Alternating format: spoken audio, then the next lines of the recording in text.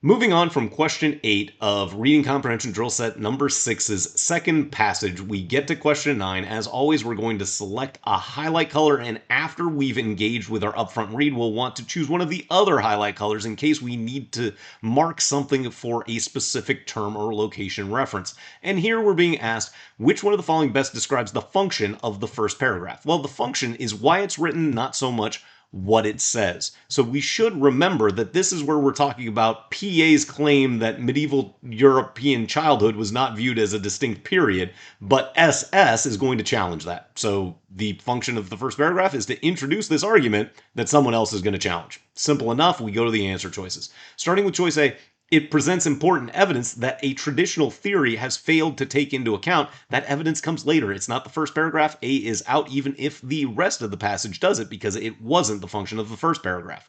Then choice B, it describes the historical sources that have been the focus of a recent debate. Again, there's no historical sources that are part of a recent debate here. So again, just eliminate choice B. Don't overthink it. It doesn't match our prediction in our heads. Then choice C, it describes an argument that will be challenged by evidence provided in the passage. Ding, ding, ding. That matches exactly what we should recall from that upfront read. Thank you for watching this MyGuru LSAT Reading Comprehension problem explanation video. If you enjoyed the tips that it contains, please consider subscribing to the channel or becoming a member for early and exclusive access to additional practice problem explanation videos using official problems over at lawhub.lsac.org. But for now, let's get back to this explanation.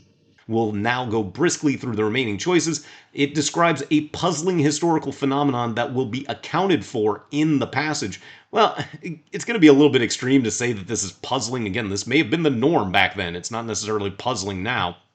And it isn't especially accounted for. We should recall from our upfront read that the work is persuasive, but the rebuttal is incomplete. So the author doesn't actually agree with either of these people ultimately. So goodbye to choice D for a couple of reasons. And then choice E, it summarizes important information about the historical period that is discussed in the passage. They're not summarizing the overall medieval period. So goodbye to choice E. And you should see how to make quick work. And you probably did make even quicker work of question 9 when you went through it on your own, or if you had a little bit of trouble with it, hopefully you can see how to engage such a problem so that you are a little bit more accurate and efficient the next time you work through your own practice reading comprehension section.